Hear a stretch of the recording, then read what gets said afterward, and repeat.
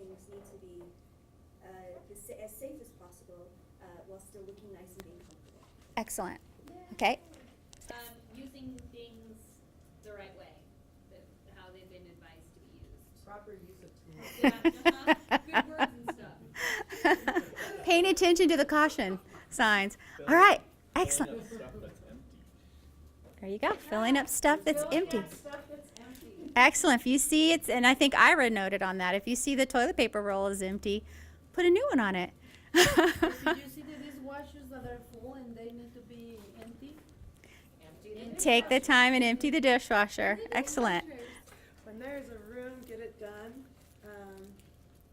No questions asked. It should be done that day. Excellent. All right. What are some other ways that we all can be good stewards of the facilities? Teresa? Demonstrating appreciation for what other people do too, recognizing everything that Erna and Alejandra do, and recognizing how much oversight Ira and Karen have as far as the facility itself, and that everything they do just to keep it all going. It's a lot. There's a lot that, yes, exactly. What did you say something? Gratitude. Excellent. Excellent. All right. So did you have another one? Helping keep the front desk clean for the front enters because we don't know who comes every day, what kind of donors or That's guests their or first anything. impression when That's they walk my in. First thing when I walk in every morning Excellent. in the storage. That's excellent. All right, so we compiled a list, and you guys actually named a lot of really good stuff. So here are just a few things that we came up with as well. Tidy and clean as you go. You guys mentioned that. Conserve our resources. Reduce, reuse, recycle. Use real dishes and cups when possible. Not that, we kind of had to do that today, so don't look in front of you.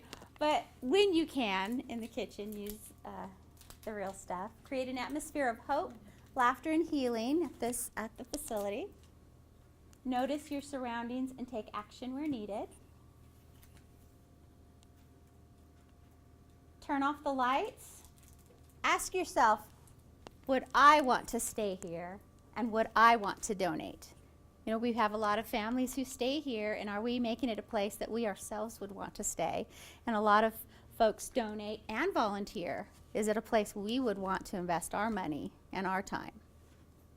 And pay attention to the little details as well as the big picture. Keep the facility clean, comfortable, and well cared for. And keep the storage room door closed. Why do you think we threw that one in? Any ideas? Because what? Keep the storage room door closed. That might seem random. Why do you think that we threw that one in? Because Gary freaks out about something.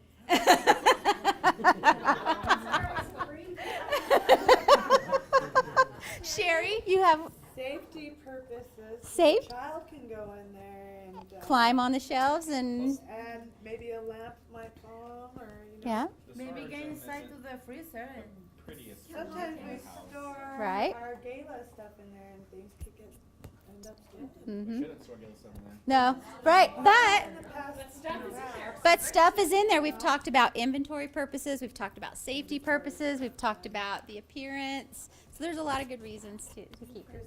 And with a lot of these things, we're remembering that they were donated. Like, this house was donated to us through money that paid for it, and those things in the closet were donated. So to be a good steward of those things, we're taking care of them, we're managing them, we're being thankful that they're here, and showing that to everyone around us. Excellent. One thing that Mike told me is they donate this for the kids. They don't donate it so we can use it for ourselves. They donate it for the purpose that it goes to the children. The children and the families. So we need to make sure we keep that. We use our gifts as they were gifted to us. That's excellent. Liza, tell us about a great result of really, really good facility stewardship. Okay, so we just recently had our grand opening. I think this is a perfect example to talk about how we were showing off our beautiful facility. The donors to the capital campaign are the donors that made this building possible. So we all work together, and grateful to the housekeeping and maintenance staff to make sure that, and everyone to make sure that your area is really, we're shining bright for those donors so that they felt like we were taking good care of the donation that they gave us, and hopefully will become annual supporters as well. So, a little example. Excellent. All right, so what does stewardship mean to each of us for the people? So what can we all do to be good stewards of our guests, our volunteers, our donors, our boards, our community partners, and fellow staff? So we want to hear from you. What can we do, each of us, do to be good stewards of the people? Just take care of each other, respect one another. Being kind with our guests, everyone. Being kind to the guests, families, yes. I think we can, I think of adopt-a-meal groups and how sometimes people come in and asking them, have you ever been here before? No. And helping to welcome them and show them around the kitchen, because we forget that sometimes people are walking in here and this is a new environment, they don't know us, they don't know how to use the kitchen or how to navigate their way through that circumstance. So in your own home, I always try to make people feel welcome by showing them around, showing them where the bathroom is, showing them how to use whatever, and letting them know that they're welcome to use things. So I think that doing that with folks who come in, you may not know everything, but we should all know enough to be able to welcome folks and connect them in a way that they feel comfortable. Excellent. Yes. Yes. What other ideas? There's a lot of people here to steward. So what are some other ideas? Guests, donors, volunteers. Well, with volunteers, they are donating their time to us, so we need to make them feel welcome and feel like their time is being utilized appropriately. So make them feel wanted, and make them, give them things to do, and make sure there are things that they want to do. If someone doesn't want to clean a toilet, don't make them clean a toilet. But if they want to clean a toilet, go ahead. Have at it. Have at it. Angela? Well, anyone who comes through the door is potentially one of these. We can smile, be welcoming, care. And, I think people get a vibe from us that we love this place, and it's contagious.